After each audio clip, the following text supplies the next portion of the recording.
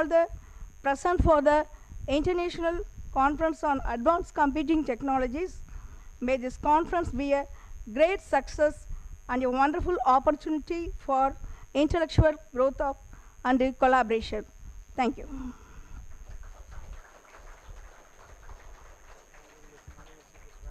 Thank you, ma'am, for welcoming us with your warm words. Honor is simply the morality of superior men. Now, I invite our esteemed correspondent, Thiru R. Veerasamy sir, P.S.R. Group of Institutions, to honor our chief guest.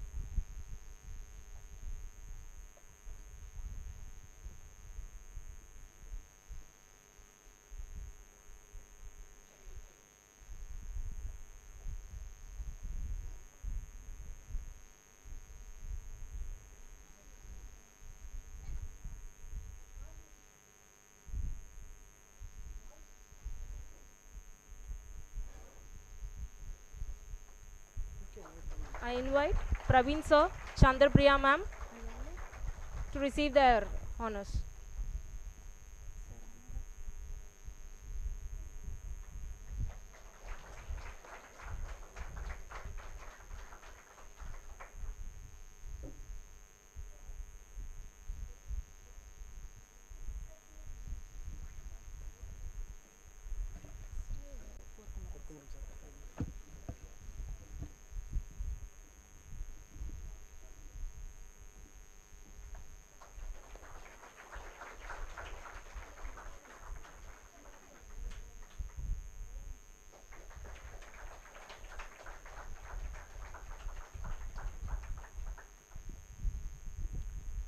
One of our chief guests, Dr. Porkumaran sir, Principal, Sri Krishna College of Engineering and Technology, Coimbatore, and also a Chairman, IEEE Madras section, is ready to join online to share few words with us.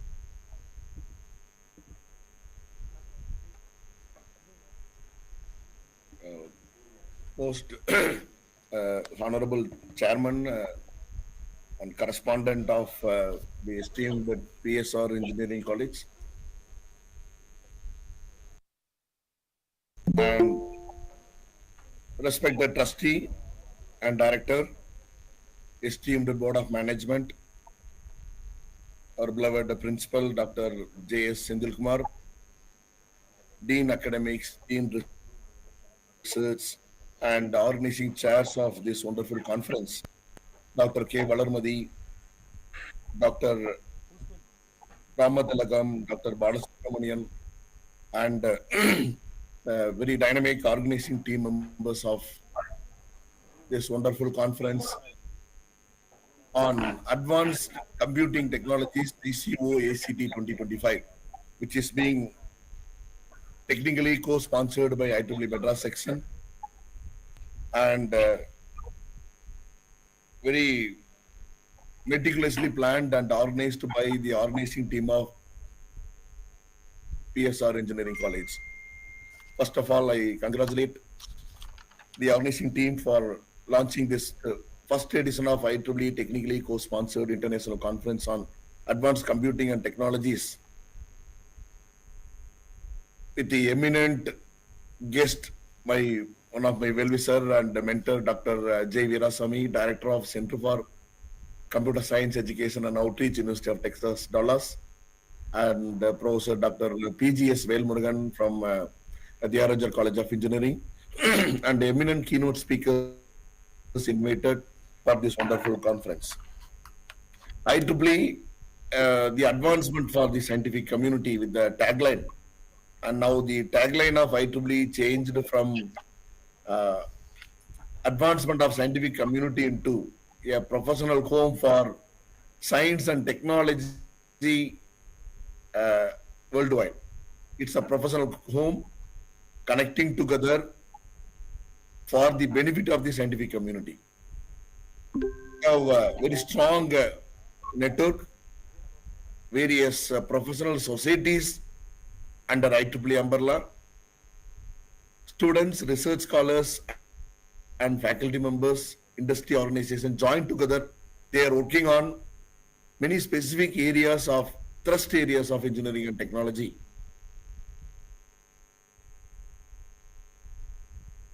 Like cloud computing, data analytics, big data, electric vehicles, signal processing, biomedical engineering, and so many.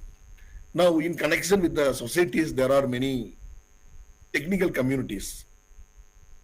Many industry organizations join hands with the students and faculty members of various engineering and technology universities to work on specific theme connected to cloud computing, grid computing, and whatever may be the new technology. Societies and technical communities are joined together now to establish a local group. Suppose anybody is working on energy or a control systems or a biomedical engineering product development, so they can establish a local group by inviting industry experts and the professionals, and they can start a local group on specific area like quantum computing, IoT, energy, whatever may be. So it's a very simple process. I will share the link for establishing local group with P.S.R. Engineering College. Maybe after completing the inaugural ceremony, they can send the formal notification. It will reach to me so that I can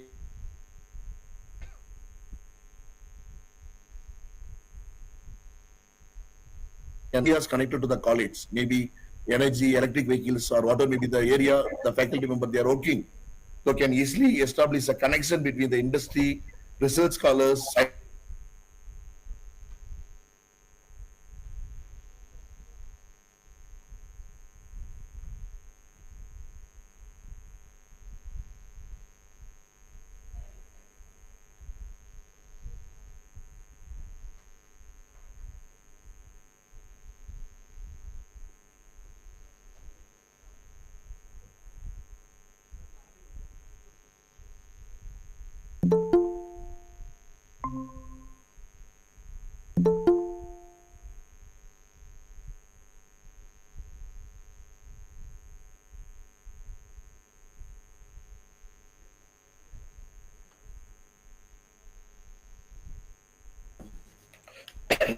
so to see the outcome of this conference. They are, I'm audible.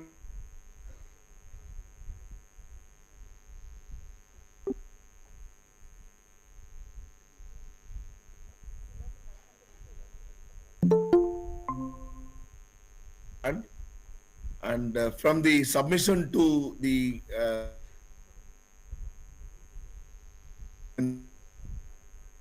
today, in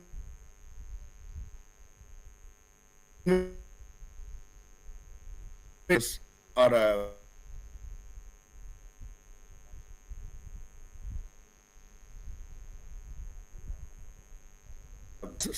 and I'm able to see the acceptance range. Around 1,000 plus papers have been submitted to the conference. They have accepted after a meticulous review process only around 150 to 200 papers. That shows the quality, the consciousness and quality assurance initiatives taken by the organizers of P.S.R. Engineering College. So dear participants, dear students, dear delegates, utilize this great opportunity. It provides a common platform to share your views and findings on technological advancements, and you'll be able to bring out a good idea into your product level with a lot of innovation and creativity. And that's why the society, community, and the local group combination is working well. And really, IEEE is working on establishing various standards. What we studied in during our graduation or whatever may be, many standards they are creating, and it is followed worldwide by the global organizations. I'm happy to inform that the power line communication standard is being created by our team, and many white papers published in IEEE Explore. Not only for any specific research article published in IEEE Explore, many standards have been published. So try to incorporate these standards into a system of operation, teaching learning practices, curriculum, or whatever may be. And there are potential opportunities to have a close interaction with the eminent experts in various organizations like HK Netakapuno, one of the premier organization under IEEE, where the Google CEO or Microsoft CEO and Infosys founder, they are all members of HK Netakapuno. So slowly P.S.R. Engineering College student branch of IEEE can initiate a process on connecting with the HK Netakapuno and mainly focusing on social innovation. Humanitarian Technology Board is taking a lot of initiative. It is called SITE, Special Interest Group on Humanitarian Technology, and they give a lot of opportunity to convert your idea into a product with lot of granting funding opportunity. I can say site projects, special interest group on humanitarian technology. You can establish a site group in our college, focusing on the problem connected to nearby society and community. So social innovation connected to community, villages, people is concerned here. We'll be able to provide around up to 10,000 US dollar for carrying out a specific project which is useful for the society and the common man in large. And there is another project scheme called EPICS, engineering projects in community. You can submit a good project proposal, get a funding opportunity from headquarters, MGA, and you'll be able to complete the project very effectively in the nearby villages. Many colleges you adopted villages, and Tech for Good. This is another project scheme announced by them, and many opportunities are there. Like LinkedIn, there is a portal called Collaboratech. Collaboratech provides a global opportunity to connect with the professors, academicians, industry organization, so that you'll be able to get a good networking, and they are ready to support any IEEE volunteer in a very humble way. So you'll be able to connect with the global industry and academia experts through Collaboratech. When you're working on a specific projects, technical projects, you can get easily get the support from industry organization. Like when we talk about the contributions of any volunteer, the appreciation plays a major role. And India Council level, Madras section level, Region 10 level,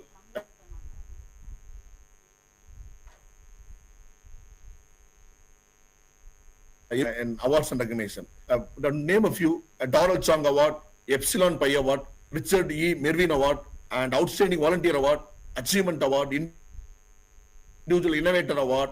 So many opportunities are available. So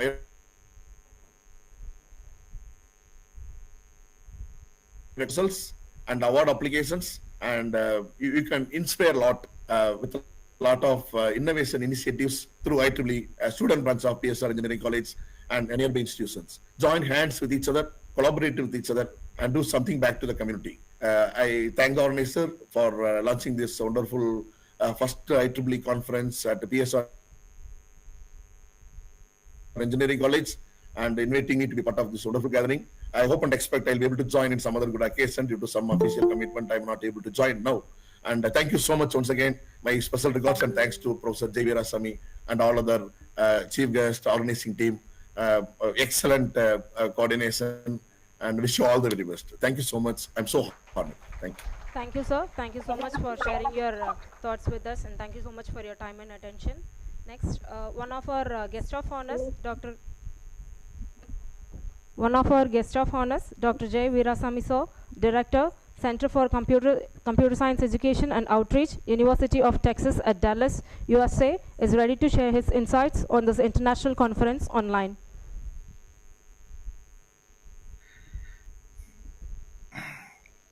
I'm not sure video is coming through, so I hope audio is coming through.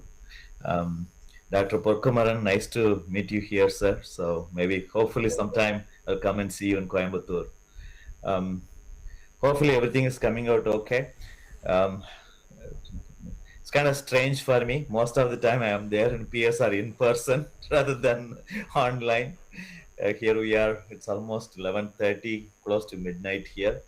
And really nice to be part of this conference. And I hope everybody gets something out of it. So I was thinking about what I can talk for a few minutes in this conference. So I thought I will talk about the latest trends in software industry careers, specifically AI impact, right? So we are all talking about it. We are all looking at it nervously. We do see some positive effects. but the short term and long term impacts, basically, maybe hopefully it's audible. Please tell me it's not. Short term and long term impacts. At this point, short term seem to be having quite a bit of impact on the jobs, software jobs, since a lot of mundane things have been automated by AI. So which means a lot of mundane things are simple coding. It's able to do the copilot and all these tools have enabled us to code easily. In fact, they generate the code and a lot of code. So every software engineer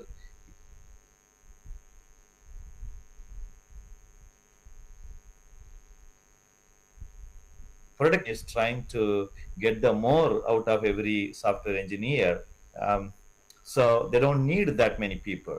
So for a long time, I feel like 20, 30 years or so, right? We had this big boom, IT boom, and anybody who can code a little bit, C++, Java and all that, we were able to, uh, one second, video not streaming. Yeah, I don't know why video is not streaming. I don't know. I can turn off and turn it on. Um, Maybe it's a bandwidth or I don't know what that is. That's okay. We'll continue with the wire. Okay, now I think it's just glitching a little bit, but hopefully voice is coming through. Okay, well, at least. Sorry about that. I don't know why.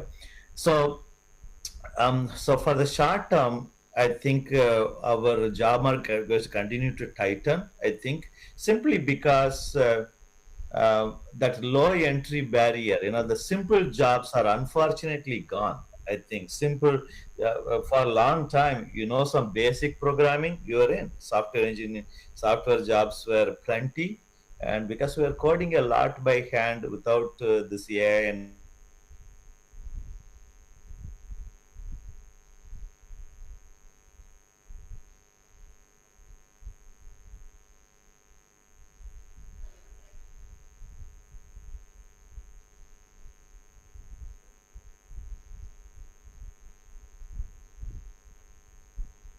it is difficult to find job in US. I believe it's the same in India also. So what I call it as a entry barrier.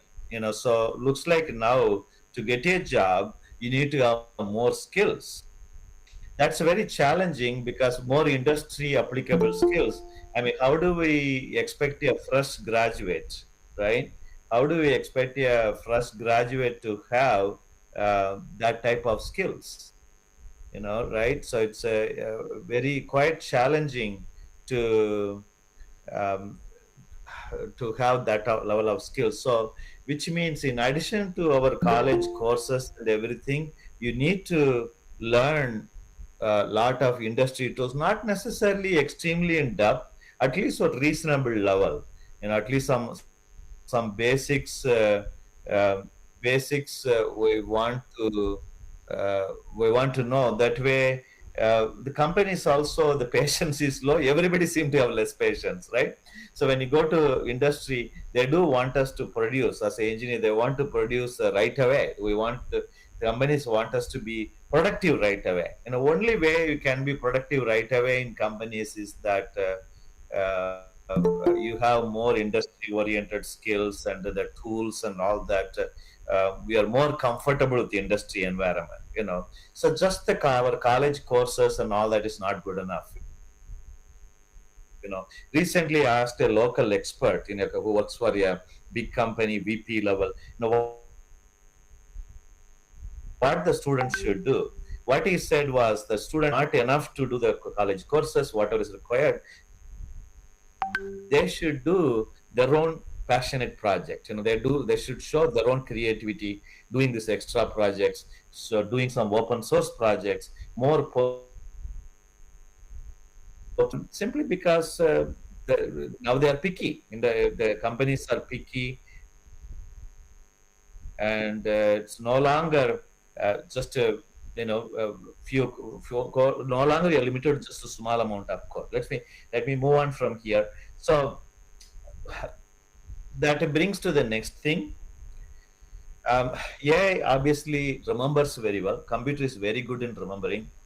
Computer is also very good in doing a lot of definitive things like writing the code. What a computer is not very good is the doing the something humans do. We do a lot of fill-in, creative thinking, soft skills. For example, yeah, IT person in a company, right? IT person, any company, tend to be more act like a glue. More of like working with the management, working with the software, working with all departments, right? That type of jobs are a lot harder to do in AI. See, where that's a human factor, right? That human influence. You know how to work with multiple people, work with the partial information. I see that that's the biggest skill humans have compared to computer. Yeah, more and more definitive, very clear cut. It's a lot easier for the computer to do. So in that sense, the soft skills are extremely important. Kind of, shy computer nerd. Those days are gone. You cannot be like that anymore and try to get a job. We should be able to fit in a small team. Even if a genius, you still be able to work with com- programming for genius. You still have to work with people. I think that's extremely important now. I asked another expert, what do we do in companies now? What is the latest technologies? What is a software engineer expected to do? One of the thing the industry person told me was every software engineer should be able to be a great code reviewer, meaning AI may generate the code and you kind of put together, see whether you can read the code, and particularly when there's a issue or something is slow, you're able to kind of review the code and come up, spot the problems. That I felt was very interesting. How can somebody be a good code reviewer? Only way, as far as we know, great code review comes from great code writing. So during when you are in college, I think we have to become very good in writing code. College is not the place to use ChatGPT and Gen AI for writing the code. Certainly you can use it for some purposes, but I think it's extremely important to learn code, particularly computer science students. You should learn how write coding and uh, do complex problem solving, so that when you go to industry, when you're reviewing the code, you are able to review the code. So um, so I guess what I'm saying is how to make ourselves relevant to the industry, which is a very fast changing industry, of course, at this point. So uh, it's a new world. So finally, I want to kind of come back and talk about the conference. I have attended some conferences in India, primarily remotely, I would say. One of the thing that I encourage all of you to do, all the presenters, is to not to read too much from the slides. Okay, try to kind of speak on your own. Okay, from your own understanding, so that more and more you speak in your own words, chances are it will be more meaningful for the attendees to listen and understand. Try avoid putting too much in the slides and avoid reading too much from the slides too. I know it's kind of easy to read from the slides, but that's not how we generally to achieve the best value in the conference. Is that best value is achieved by talking in your own terms and something other than what is in the slides. Okay. I will finish off with the following thing. I did grow up in Tamil Nadu, you can probably tell, and actually near my hometown is right near P.S.R. Sirivilliputtur, near Alangulam, on the way to Sennagulam, that is Puduchennalkulam, on the way to Sirivilliputtur. So anyway, I studied around their schools, Rajapalayam, then I went to St. Xavier's, Palangotai, then I went to CEG, College of Engineering, Gindi, then I came to UT Dallas as a master's student. One other thing I want to tell is that all the schooling, throughout the schooling, 12 years, I did in Tamil. Okay. Only in college in Chennai, and Gindi, we switched to English medium. It was tough, of course. You know, survived. We can learned just like me. I'm sure many other kind of rural kids. They managed to kind of try, and we improved our English. Now I teach American students for last 15 years. I've been teaching them. Okay, so uh, so if I can come from that environment and can do that, I'm sure each one of you can do it. Just that you have to keep practicing. Okay. With that, I will stop and really wish everybody have a great conference. Dr. Porkumaran, I hope I will come and see you in Coimbatore in May. Thank you all.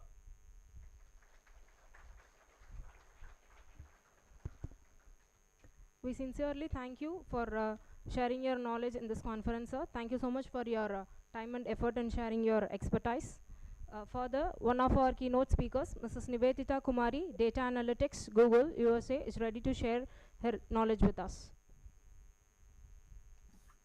Thank you so much. Hey everyone, good morning. My name is Nivedita Kumari.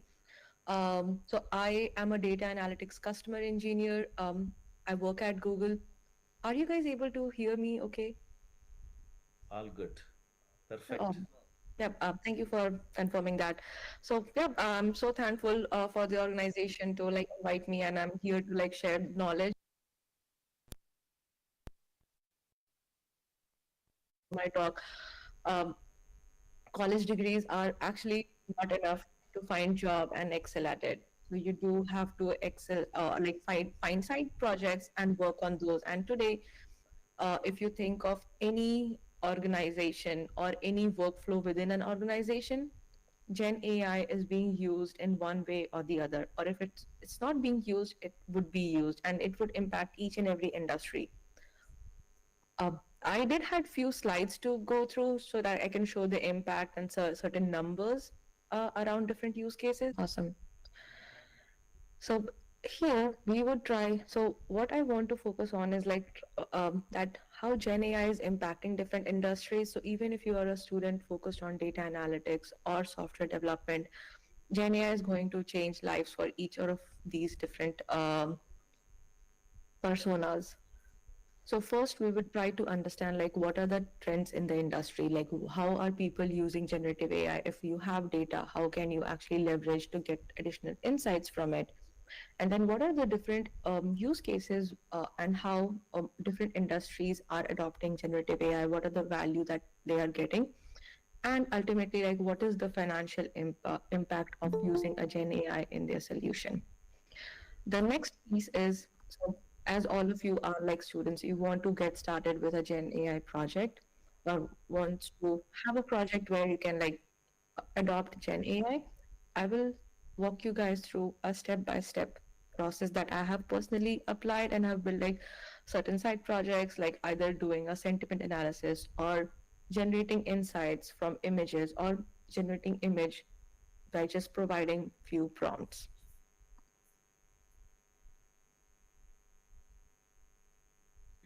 So when it comes to like top trends, if you take a closer look, there are 5 main trends that we are seeing.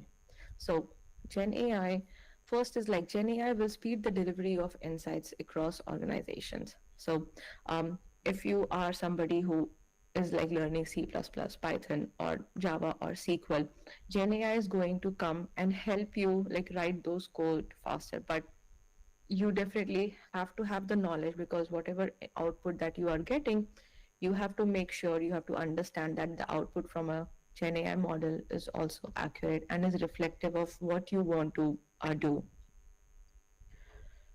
Next, the lines between data and AI would be blurred. So you can do a lot of AI stuff in a data warehouse or a database right now. And then with AI, you can also transform, set up data pipelines. Third, AI will hinge on strong data governance. So when you are trying to develop a model or trying to like adopt AI into an organization, making sure right people have the right access to the data and the model is extremely important. On the following lines, on the similar lines, like operational data will also help you like unlock a lot of Gen AI and potential. The major challenge that we have seen in the previous year is that a rapid innovation in the data ecosystem. So, whatever like subjects that you are studying or focusing on, try to see how Gen AI can be a part of it, or how that is changing that particular subject or that scope, and like try to get some additional material on that and read through those to understand like what is the next thing that you can do leveraging that knowledge. And it could be like a really small project to get started with. And there are like so many tutorials out there. You can like, I would also like encourage everybody to like sign up for like any platform. Everybody like has some access that they give, so start building something.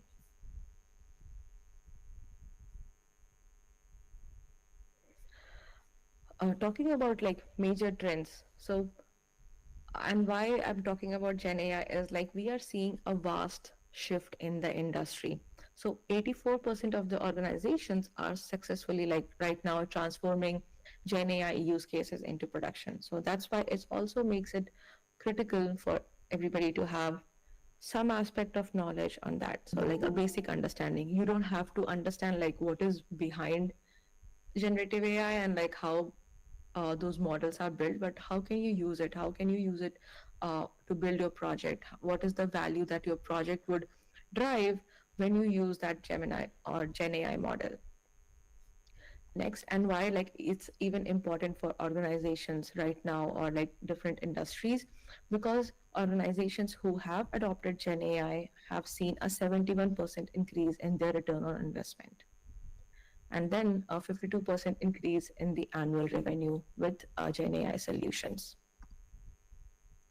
And here are top use cases that we have been seeing with Gen AI. So like customer service bot, like I'm sure like everybody goes to like some or the other website and they would see a chatbot. So instead of like writing emails or calling a customer service representative, you can just chat with the chatbot and you can get your reply and you get your questions answered there. So that's like a use case that we are all seeing in our day-to-day basis. Next up is like 65% increase in Gen AI use cases in the past 2 years in the software development field. So be it like helping you write the code faster, or there are features now available where you write a comment line and the model would try to assist you with writing those codes. But then again, you need to have the knowledge and the understanding of how to prompt a Gen AI model to get you the best response, plus also validate the response that you are getting from a Gen AI model. And similarly, like other industries, like be it data analysis, generating content, or improving the efficiency via automation, all these different sectors and fields are also seeing an increase in adoption.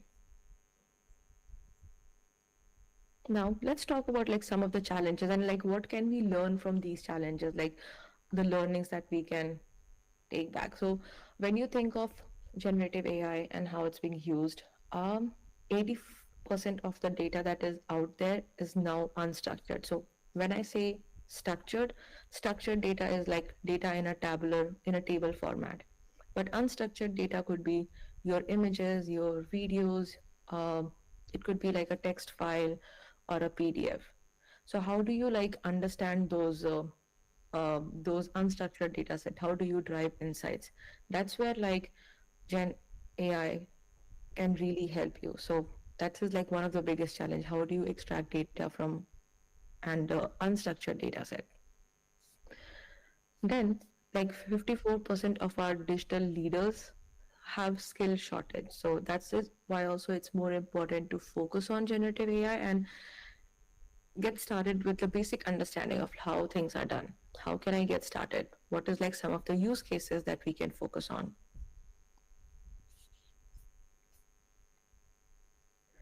And next, like the most important aspect, like each and every industry or like even in your life right now, like if you're using a smartphone, Google has this feature like where if you want to like in Android phones, you want to look for images, you just type out like, hey, I want an image of a book, and it will scan through all the photos that you have in your book, and it would give you that particular image. Similarly, with like iPhone users, like you have Apple Intelligence. So it's actually already creeping in into our lives in one way or the other. If you shop on Myntra, or Meesho, you can just upload a picture of a dress and then it gives you similar looking dresses. That is actually generative AI in the backend. So just be curious around yourself and try to find out, like, hey, how is this being done? I think that's the real engineering power. Like anything you see, try to figure out how it's being done, or like which technology is just being used, and just have like, to get started, have a basic understanding of those technologies. So if you go to like a media and entertainment industry, you'll see like Gen AI is being used for media content discovery, such as like generating recommendations. Like if you use Instagram, you see a reel, you get a lot of other reels very similar to the one that you see. So that's the recommendation model in the backend. Creating those contents as well, it's Gen AI is being used. When we talk about retail, like I already like shared just an example of Myntra, like coming up with automations or recommendation engine. If you go to finance, they try to find out like whether I should give you a loan or not, or like how is my debt ratio, or if I have multiple documents. Now there's no need for somebody to like just type out and fill out all these forms and do a data entry. You can scan the documents and all the data would be extracted from those physical forms and would be saved in your system. And then similarly, once you are working on these Gen AI models, you have to focus on like what's the accuracy, what's the productivity of these models, like how much is the model costing me, or what is the saving that I'm getting, turnaround time. Like it shouldn't be the case that, okay, I'm building a model for like 6 months and then I get the value out of it. So there are certain things that we definitely have to think about when you are working with an ML model. I'll skip the financial section. I think, given I think the audience majority are students, I think this would be really like helpful for you to understand, and like should motivate you to like get started um, with your first Gen AI use case. So here's the breakdown of like 10 steps involved in launching your first Gen AI use case. So step one, like identify a problem statement. Figure out a specific domain where you want to like start building. It could be like very easy as like you give the model a paragraph of text or an essay and ask the model to summarize that or give few pointers from those. Second, select a persona for yourself. Like, hey, who am I? Like, am I the one who is trying to like solve a business problem, a product sell problem? So you figure out that problem statement and the persona. For whom are you trying to solve that problem? And then figure out like, do you have the data to solve the problem? If not, from where can you get that data? And remember, like garbage in, garbage out. Your output of the model depends upon how accurate or how correct or how free of bias your data that you're providing to the model. Step four, like if you're working alone, I mean, well and good. If you can form a team, it's always better to like form a team and start working and developing that project. So these 4 steps would set the foundation um, of your first phase. Second phase would be the development piece. So you define the goals, like what is the goal that you're trying to get from this Gen AI application? And then what could be the prompt? And prompt is basically like you tell the model, hey, I want to get this done, or I want to do that, I want to do this. And if you have an expertise, and this is not necessary, but if you want to like build a UI around it and then expand it to more users, set a system where you can like monitor the effectiveness of the model, and then once you have your one model ready, you can expand it to other use cases as well. I would like to also like pause and like see if anybody has any questions, if they like more help, if they have any questions, like if I touched upon any term that you would like to understand.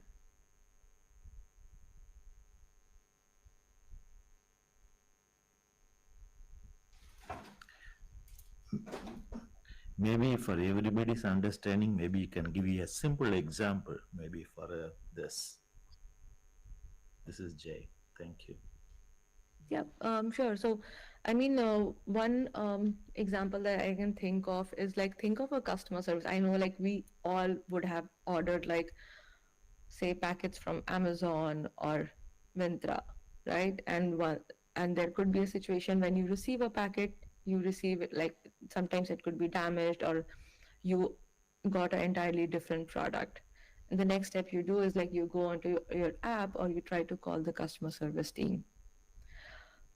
So we can eliminate this entire process of, like, calling the customer service team, or reaching out to them, or emailing them uh, through Gen AI. So you can either just go to the chatbot and submit all the details, select all the values. You can write the context, and the AI would try to understand. So that's like one example. Also, when you try to, like, give a call, there are so many call parties now where when you say something, they would try to figure out what is the problem that you have, and they would try to redirect your call. That's also a Gen AI model behind the scenes working for you to redirect your call to the right person. But if you, like, now look around, you will find so many examples, and then you just have to figure out, like, okay, this is something where a system is helping me. And then when you look back, either there is a bunch of series of logic, or previously, which was the case, but now all of those series of logics is being replaced by a generative AI models. I hope this was helpful and, like, inspiring enough for people to, like, get started and figure out a project that they can do. I think, and this would also be, like, really helpful because whenever you do, like, graduate and, like, go to your jobs, things would drastically change by then. And trust me, Gen AI would definitely be in some aspect of your job already in there.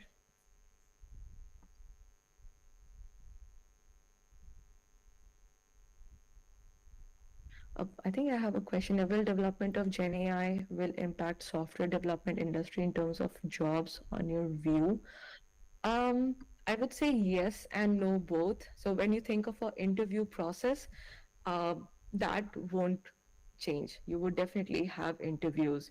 But when you do join, there would be Microsoft has Code Assist, Google has Gemini, where you can, like, write prompts and code would be generated for you. But again, like, that prompt engineering is one technique. So for you to do that, you have to understand the capabilities of the model. So you do need that expertise. Plus, when you get the response from the model, you have to make sure that it is compliant. It is giving you the response that you were looking for. You still have to validate the code that you get. You still have to run it, write test cases, and make sure, like, even if you, like, generate test cases from a Gen AI model, you have to figure out those test cases are sufficient to test the product that you are developing.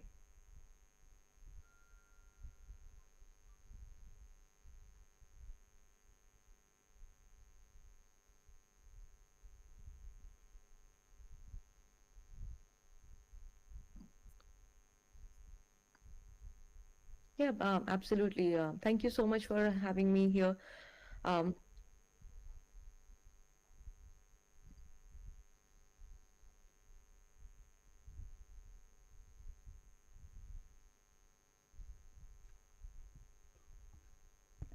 Thank you so much, ma'am, for sharing your knowledge with us, and thank you so much for your time and efforts. It is the supreme art of the teacher to awaken joy in creative expression and knowledge.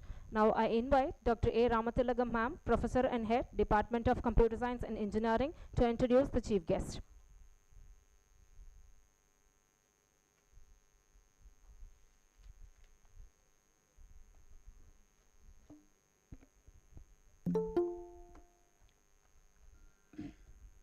Yes, good morning to one and all present here. With great honor, I welcome our esteemed chief guest, Dr. K. Porkumaran, Senior Professor and Principal, Sri Sri Krishna College of Engineering and Technology. He received his bachelor's degree in Instrumentation and Control Engineering from Madurai Kamaraj University, Madurai, master's and doctoral degree in Electrical and Electronics Engineering, specialized in control systems from P.S.R College of Technology, Coimbatore.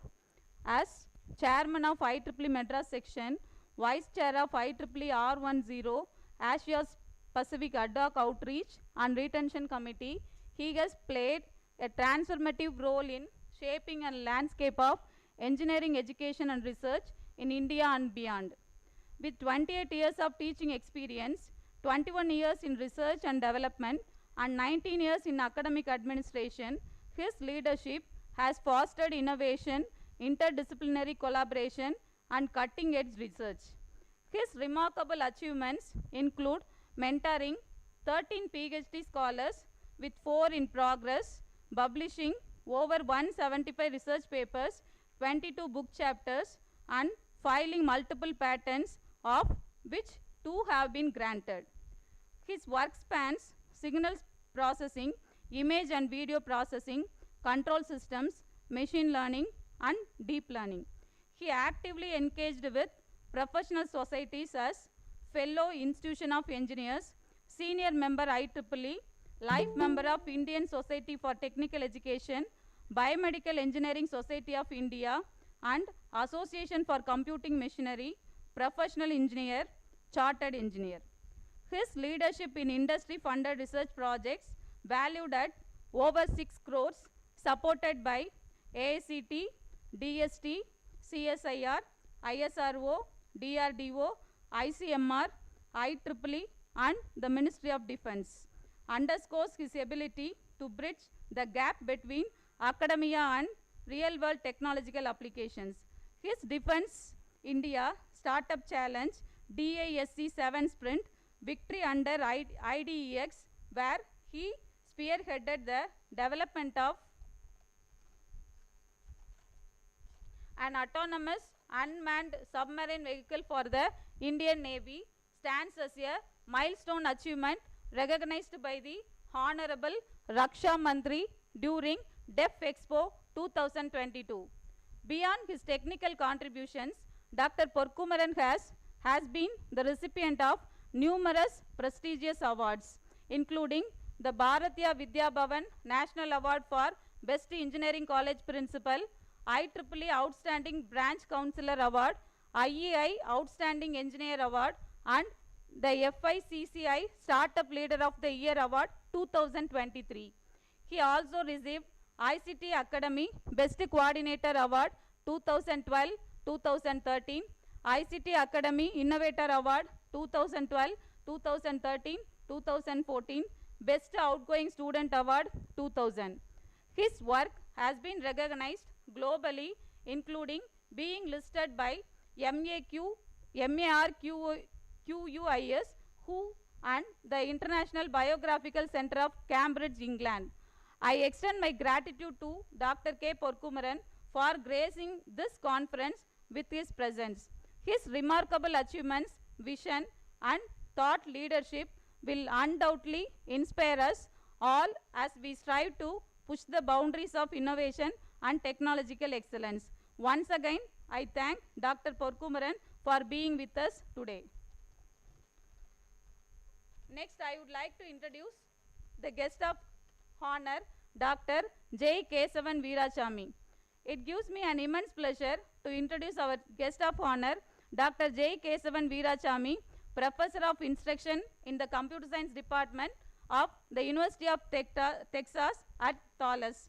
He completed BE in Anna University main campus in Chennai. He completed his Masters and PhD in CS at UT Dallas. He has taught the core courses for undergraduate computer science students for the past 15 years. He also runs the Center for Computer Science Education and Outreach at UT Dallas. Dr. J. Kesavan Veerasamy organizes summer camps for school students to learn programming in enjoyable manner and summer research experiences in computer science for high school students. He worked in wireless telecom software companies for 16 years, then returned back to UT Dallas to focus on teaching and follow the footsteps of his dad, who was a school teacher in his native village in Tamil Nadu, India. As we celebrate this momentous occasion, it is indeed a privilege to have a scholar and mentor of his stature among us. his wisdom and insights will undoubtedly leave a lasting impression on each one of us today. So once again, I welcome Dr. J. Kesavan Veerasamy for this auspicious occasion.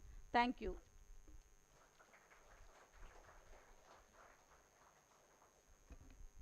Thank you, ma'am. The best professors can turn classrooms into launchpads for success to shape students' destinies. I invite Dr. C. Balasubramanian sir, Professor, Department of CSE, P.S.R. Engineering College, to introduce the guest of honor.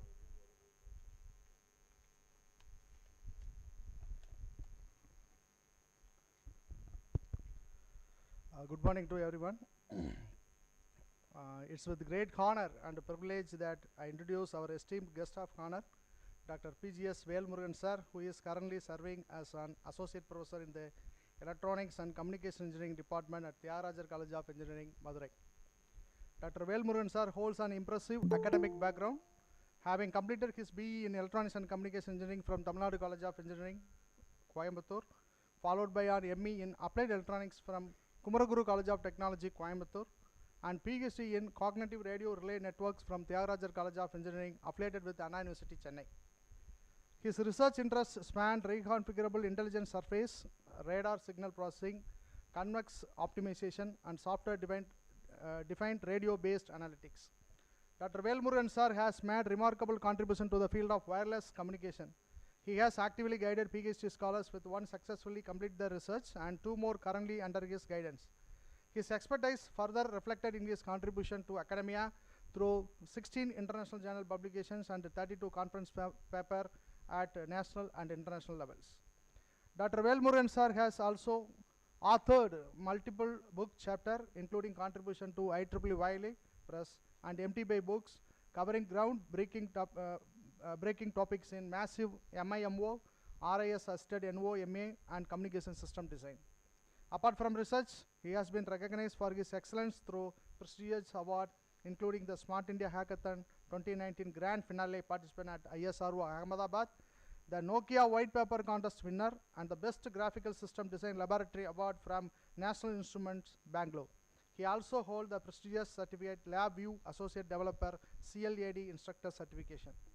Dr. Velmurugan sir is an active member of the professional community, serving as Senior IEEE member in the Signal Processing and Communication Society. He has attended and organized over 45 courses and workshops, has played a significant role in organization 29 technical events. With such an illustration career and contribution to academia, research, and industry, it is truly an honor to have him with us today. Thank you, sir.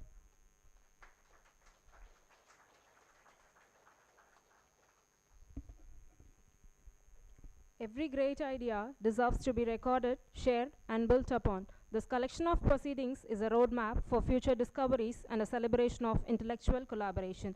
Now I invite all the respective dignitaries to release the conference proceedings.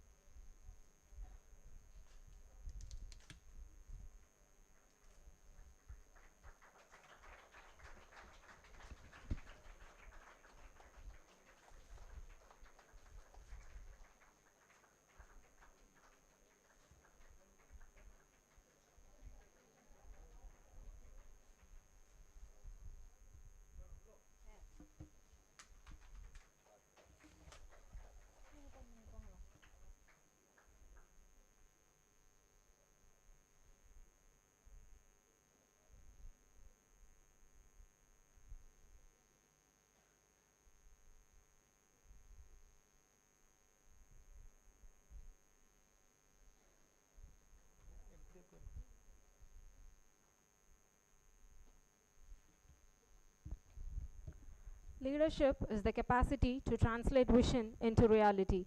Now, I invite our principal sir, Dr. J.S. Sandalkumar sir, to deliver the inaugural address.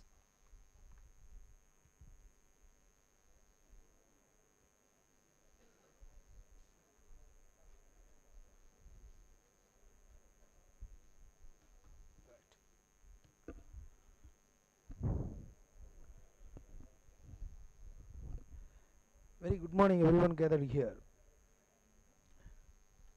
I'm thankful to the God. I'm grateful to the correspondent who is providing the great platform to conducting this such event, and also the amalgamating with the great people. This IEEE technically sponsored the International Conference on Advanced Technologies. This is the event. This is a remarkable event, so that I'm highly thankful to that organizers who providing that support from the all over the world. They are the great people who share their insights. The earlier speaker, the chief guest of the today, the Porkumaran, the principal of Sri Krishna College, and also the chairman of IEEE Madras sections. And that Dr. J. Veerasamy is the mentor of this institute, and he conducted that several workshops for our students. I'm highly thankful to him. And Dr. P.S. Velmurugan, the guest of honor today, is also that the premier member in the IEEE senior IEEE sections in the country, and also the various keynote speakers all over the world, and the great people and technophiles, my dear students and faculty members, organizers. So everyone for everything, the great people, they are sharing their ideas in general. So why we want to conduct that such kind of an technical fest? It's an international conference in that fair, the name. Whenever that we have that conference, there will be that learning things will be there, and few of them, they conducted that research, and their research outcomes they want to share with us. At the one point, it's a great validations on that. As a researcher, when we do that some research, that we know that what could be the outcome. But truly speaking, the research we can't expect that what could be that outcome. That's the true research, right? So many of them, they're thinking that that the research is like this, and the outcome will be like that. Then that's it, right? So even if you want to improve, if anything, and the performance or the efficiency of any system, so you conducted some experiments and you apply that your own methodology, and those methodology, they may not improve or not. That's a different, right? So in that forum, this advanced computing technology, again, is another really another challenge. That many of them, they are asking that that AI will replace the job, all these things. I don't think so, because AI cannot replace that human brain. Even a single drop of your blood cannot be developed in that laboratory. It's very difficult, right? So whereas what it can do unknown things to the known things. By known things, so what we know, that we know that all the fundamentals and basics of mathematics and science, and using that, then we can create that certain nodes, and these nodes is informative, and then it will be the broadcast whatever that unknown things. That's what that we are doing as simulations, animations, all these things. Even that this advanced computing technology, again it's moved to that the another area, then it will be called it as in a quantum. Again, the quantum computing. Now the people are talking about that quantum. So very earlier, right? The quantum, it started in that even that 19th century, the beginning. But at that time, we don't have the facilities on that to analyze all these things and simulating all these things. Even though that now we can't physically we can generate that quantum computer, but however we can simulate that quantum principles and adaptations, and those things will rule the world of the next generations. And thank you for the organizers, and thank you for the people and those who are presenting and validating their results. And thank you everyone for everything. Thank you.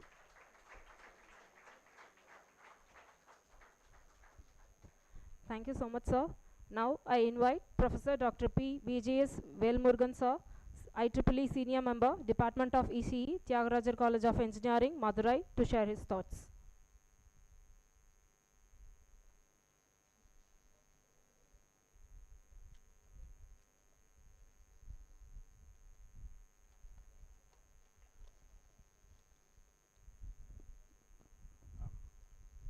Respected Principal, Dean, HOD, professors, distinguished guests, esteemed researchers, and my dear students. A very good morning to everyone. It is my privilege to be the part of IEEE Madras section, technically co-sponsored the International Conference on Advanced Computing and Technology. So IEEE Madras section is taking many initiatives in supporting organizing many international conferences, workshops, seminars, especially in the South Tamil Nadu region. So we should thank the chairman Porkumaran sir for giving these opportunities. So this conference serves as a global platform where distinguished researchers, industry experts, and academicians converge to exchange their groundbreaking ideas, discuss emerging trends, and explore frontier technologies in the computer science, artificial intelligence, and advanced computing technologies. And in today's world, technology is an integral part of our daily lives. That is, it is simplifying our tasks.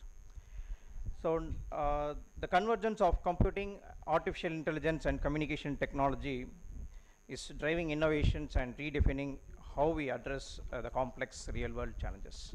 So this is the time where we have to converge. That is, many departments have to converge for solving complex real-world problems. As a communication engineer, I must highlight few things about signal processing and communications. So how many of you are from EC background? Can you please raise your hands? Only computer science? Okay. Anyhow, I will highlight some of the important points in signal processing as well as communications. Right? There is a famous quote given by Professor Alan V. Oppenheim. He worked in the MIT Milcon laboratory.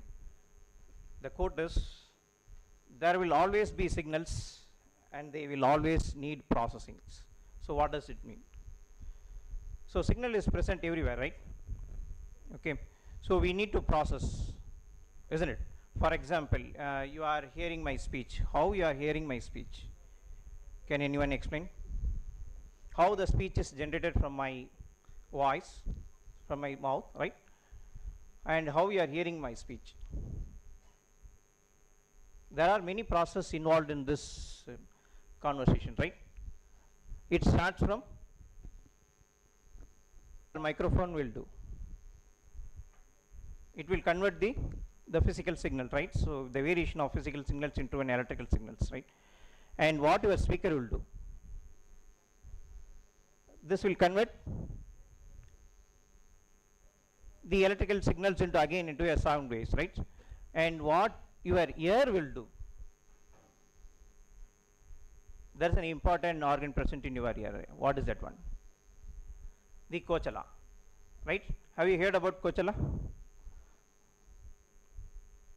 It looks like a spring, right? Okay, it has many variations in spring, right? So what it will do? It will convert the sound waves into an electrical signals. Again, it will convert into electrical signals. That electrical signals is interpreted by your brain. So there are many processes involved in this speech, right? Isn't it? My lungs started one process, and my vocal cord gives another process, and my microphone did another processes, and your ear is doing another process, right?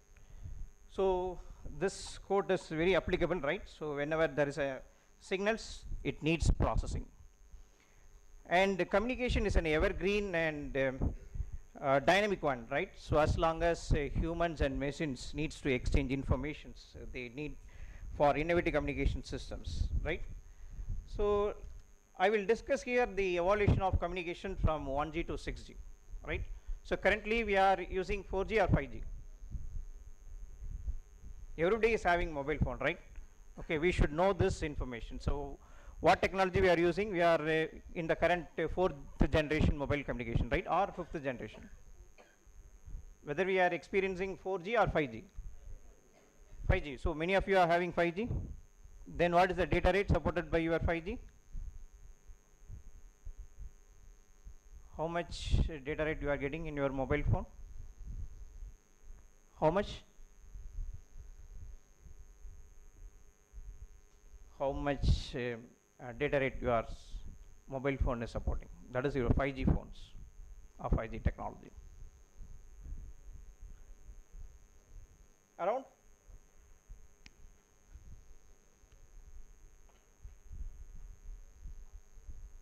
10 Mbps, 100 Mbps, right? So if you test 5G, it should satisfy 100 Mbps, right? But the evolution of mobile communication start from 1G. In 1G, 1G was started in the year 1980, right?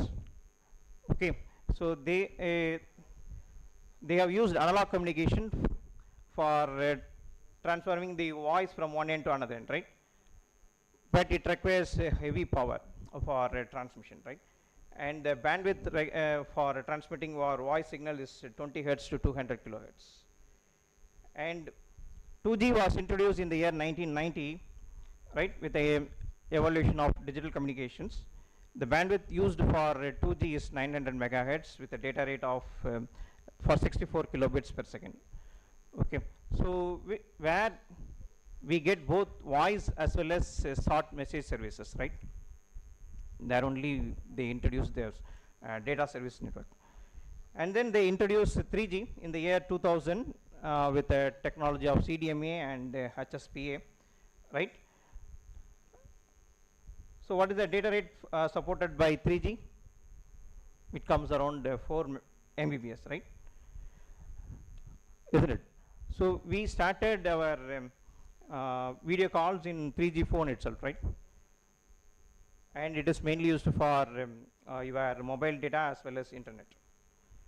And in 4G, after the invention of long-term evolution and advanced long-term evolution, we are able to do the high definition video streaming, right, as well as voice over internet protocol.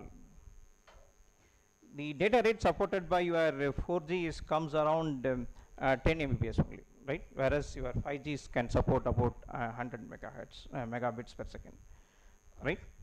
So where your GPS service started, can anyone say? Whether in 1G, 2G or 3G or 4G or 5G? It is in 3G. In 3G only we started the GPS service, right? Okay.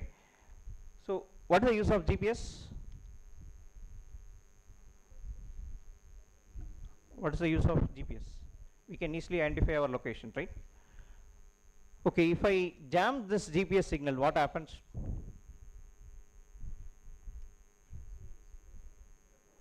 Signals become? Yes, sir.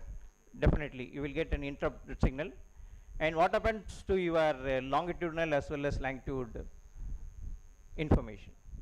You will lose it, right? Okay, right? So the current GPS has the anti-jamming capability, right? Next. So why we are moving from 4G to 5G? Even in 4G we are able to get broadband services, right? We are able to stream high definition video, right? We are able to play games, isn't it? Then why we are moving from 4th generation to 5th generation?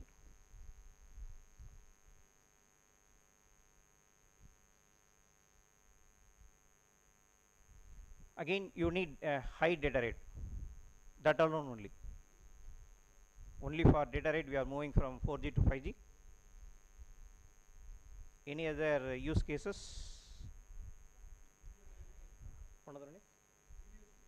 Yes, sir. Video streaming is already available in 4G, sir.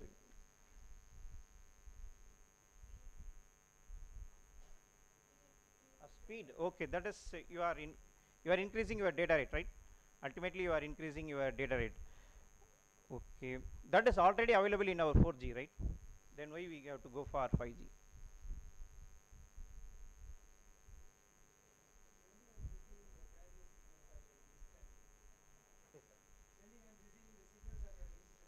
Yes, that is available in our 4G itself, sir. Uh, yes, sir. In 4G also it is streaming only, sir. In 4G as well as in 5G also it is going to be streaming only, sir. We are transmitting the video information as a packet only, sir.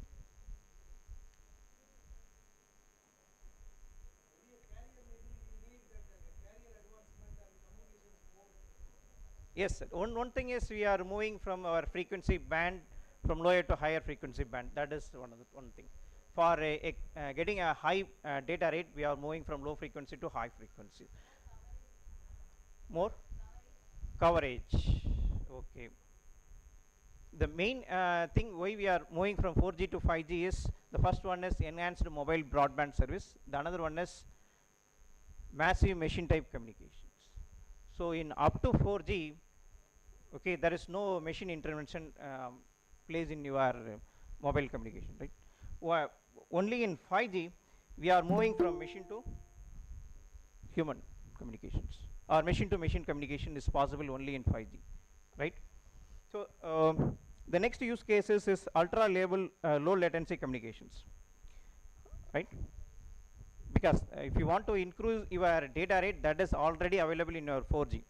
Okay, why we are moving from 4G to 5G? We want to extend the service. What type of service we want? We want machine to machine communication as well as ultra reliable low latency communications, right? So what is meant by ultra reliable low latency communications? Why do we need this ultra reliable low latency communications? We need to avoid delays. Very good, sir. It should be in nanoseconds. But why do we need to reduce the delay?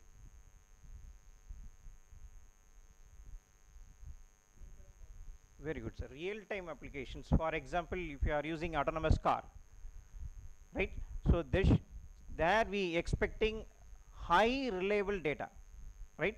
Suppose if there is an error occurred in your autonomous car, what happens your car will do? Instead of moving right, it will move left, right? Isn't it? So it is very dangerous, right?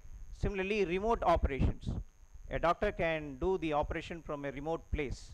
So in such case, we need a reliable data information. Okay, for that, we are going for 4G to 5G. Okay, one thing is machine to machine communication, right? So what is meant by machine to machine communication?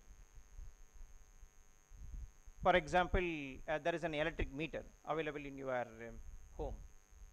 Okay, right? So without manual intervention, you want to send the how many readings, right? You want to send the readings from your home to your EB office. How will you send it? You need some IoT device, right?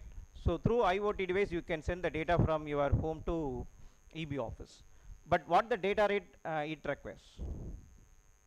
That IoT device. Will it require high data rate or low data rate? It happens only in once in month or twice in month.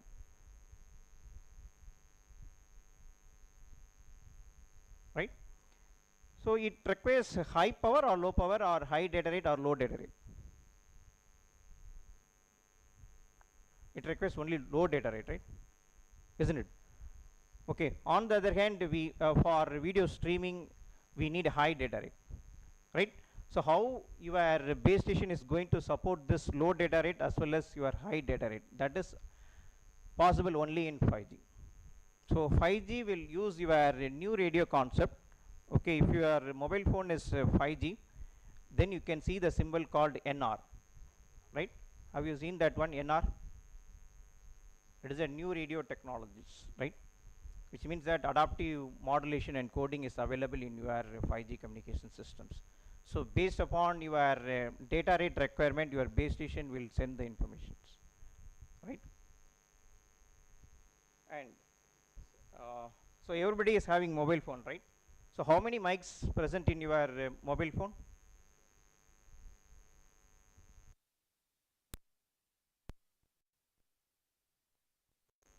One is at the bottom for your voice transmission. Another one is at the top. Why do you need that one?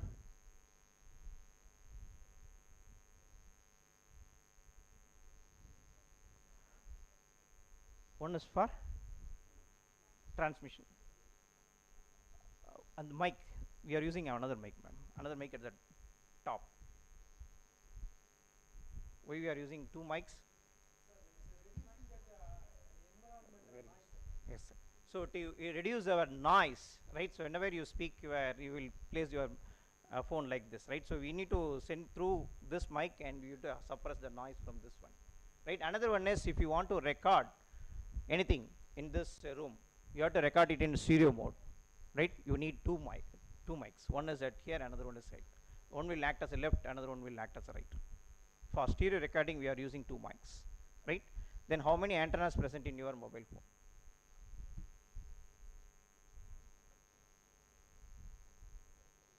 If it is 4G, how many antennas? If it is 5G, how many antennas present in your phone?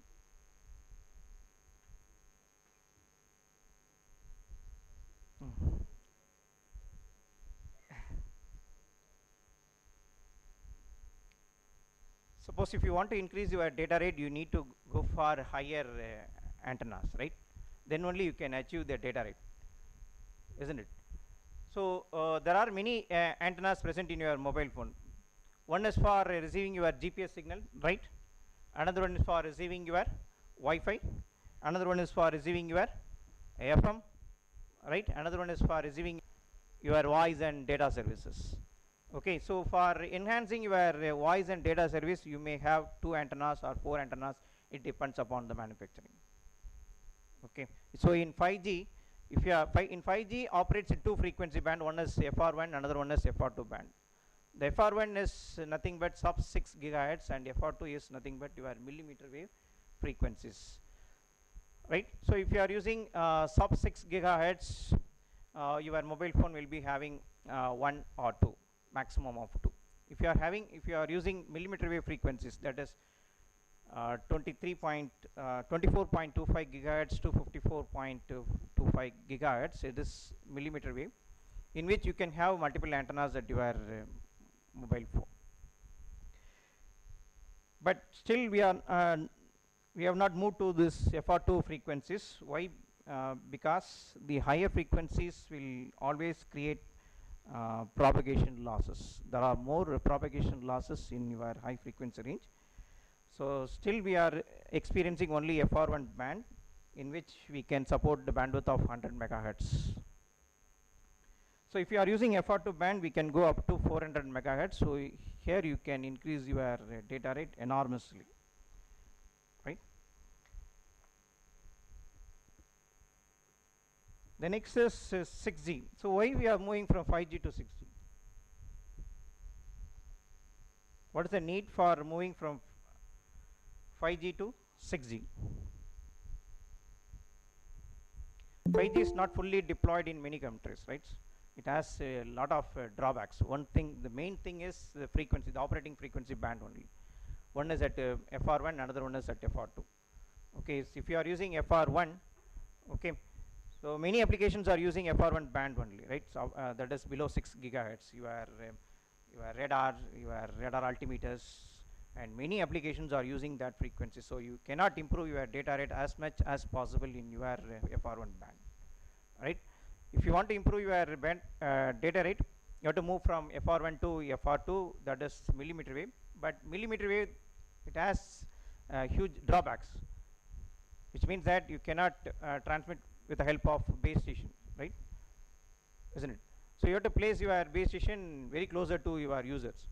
Then only you can achieve this data rate.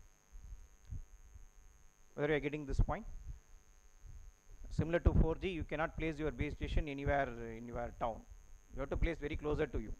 Then only you can achieve this data rate, because the propagation loss is more in FR2 band, right? So the reason is, why we are moving from 5G to 6G is the FR2 band only, right? So in 6G we are going to use the band FR3. So what is that FR3? I have introduced two frequency band, one is FR1, another one is FR2. FR1 will operates below 6 gigahertz and FR2 will operates above 24.25 gigahertz to 55 gigahertz, right? In between there is a band. What is that band? There is a band called 7 gigahertz to 24 gigahertz. So that band is called as FR3 band. So in 6G we are going to use that band to improve our data rate as well as to improve our ubiquitous connectivity, and we are going to integrate our communication with AI. So AI going to play a major role in 6G communications, right? And then the next technology is integrated sensing and communications, right? Where we can get a data rate of 100 gigabits per second. That is, user experience data is 100 gigabits per second. If you want to download a movie, it will be downloaded in fraction of seconds. That is possible in 6G, right?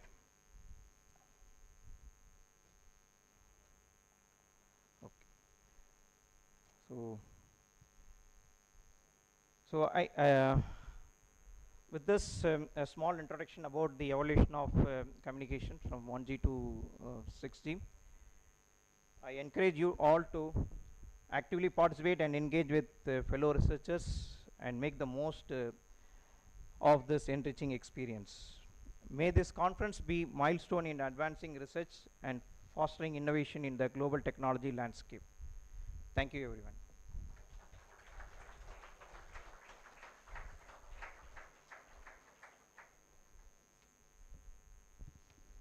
Thank you so much, sir, for sharing your thoughts with us. Participants of session 1A, 1B, 1C and 1D, please be ready with your presentation slides. 10 minutes break will be given to all. So the session will be start sharply at 11:20 a.m. Thank you.